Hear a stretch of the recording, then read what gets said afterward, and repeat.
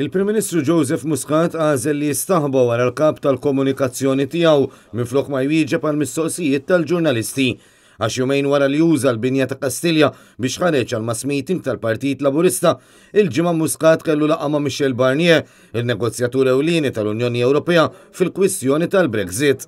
Fit-tmiem din il-laqgħa u 3/4 wara l-ħin stipulat fis-sejħa għall-midja, Muscat u Barnier spjegaw fi ftit sentenzi l-aħħar żviluppi f'din il-kwistjoni. Wara biż-żewġ mistoqsijiet, Michel Barnier kien lest għal aktar mistoqsijiet, iżda l-Prim Ministru ringrazzja lill-midja u ħareġ il-barra segwit mill-mistieden. Din il-mossa tant kienet maġla li għal kontrarju tal-bidu tal-konferenzi tal-aħbarijiet, fl-aħħar il-Prim Ministru ma baqax jistenna lil Barnier biex joħroġ miegħu.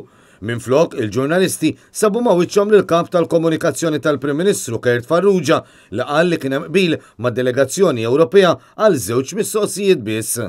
Il-press conferences kollha mal-barranin inkunu miftehmin magħhom kemm jieħdu questions. Madankollu dan ma jidirx li kien il-każ, tant li Barnier baqa' jistenna aktar mistoqsijiet qabel ma daħal jinterromp il-Prim Ministru.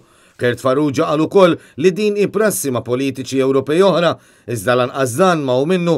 Fil-fatt il-politiċi Ewropej huma mdorrija li f'konferenza tal-aħbarijiet bħal din ikollhom mistoqsijiet mill-midja kollha preżenti u interessata li tistaqsi. Mhux ċar minn xiex qed jaħrab il-Prim Ministru u jekk hux qed jipprova jevita milli jwieġeb dwar id-dibattitu tal-ħamis mal-kap tal-Oppożizzjoni jew il-fatt li pajjiżna tilef 12 punt fl-indiċi tal-libertà tal-istampa jew minħabba xi kwistjonijiet oħra li qed iġelluh iħossu skomdu.